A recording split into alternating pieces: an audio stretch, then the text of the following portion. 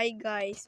Bibili po kami ng ice candy for sale, cookies and cream, tag 5 and each. Ito po may tagya guys.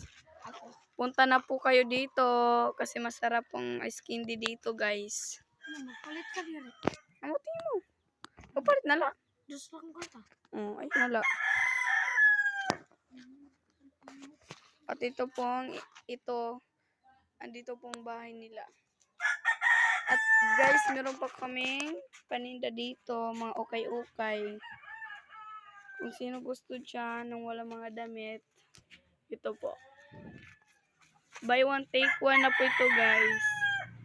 At kung waray mga panty dida, adi na nga di an iyo solution. Adi tirisyan, ambog to adi. Kain mo.